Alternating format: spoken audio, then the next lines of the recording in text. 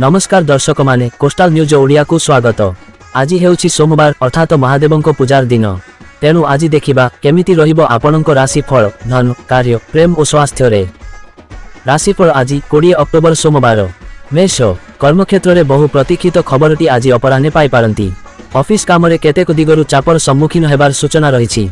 कौनसी आत्मीय व्यक्ति ठारू यथेष्ट बाचनिक सहायता पाइबे। गतकालीर योजना मुताबक काम रे लागि पड़ंतु अवश्य सम्मान लाभ और पदमर्यादा वृद्धि घटिबो। वृष कर्मक्षेत्र रे परोक्ष शत्रुता जोगु विचलित बोध करिवे। वाणिज्य व्यवसाय और परिवहन क्षेत्र रे समस्या समाधान हेबो। बाहरे अधिकांश समय कटाइबा कारणरू सामयिक निसंगता बोध करि पारंती। कला साहित्य क्रीड़ा संगीत क्षेत्र रे उच्च फल प्राप्ति होई पारे। मिथुन सहकर्मी मानक असहयोग हेतु केतेक समस्यार सम्मुखीन हेबाकु पड़िबो।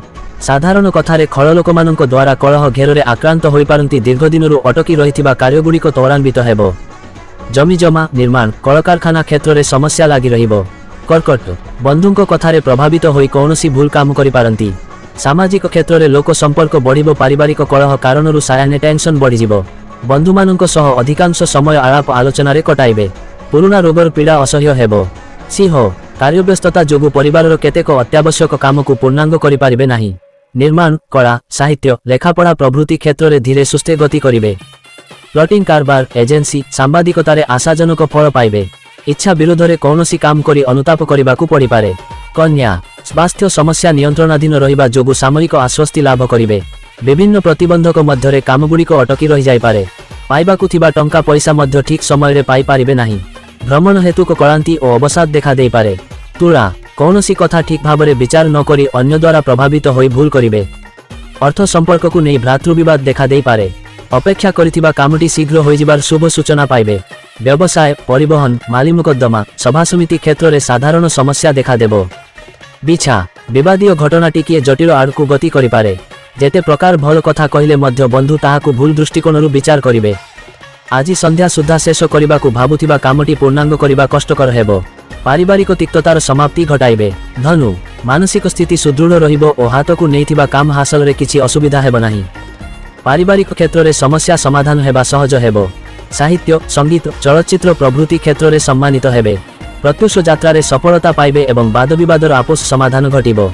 मकर परिवार रे भावप्रवणता जोगु मनोबल क्रमशः ह्रास पाइबो। परिहासयुक्त कथा कर्म क्षेत्र में समस्या सृष्टि करि पारे। संचत अर्थ भिन्न बाटरे खर्च होई जिबा कारणरू मानसिक स्तर रे अशांति अनुभव करिवे। पिलांको पाठपढ़ा को नहीं चिंतित रहिबे। कुंभ आज सकाळु सकाळु संपर्कीय जने बंधु साहाय्यर प्रतिश्रुति देबे। मित्र माने परोक्ष भावे शत्रुता आचरण करिवे। मिथ्या अभियोग सकाशे अन्य उपरे विरक्ति प्रकाश करि पारंती। सहकर्मी को आभ्यंतरीण व्यापार रे मुंड पुरांतु नाही। मीन भूल बुझामणा जोगु अन्य मानकु संदेह चक्षुरे देखि पारंती।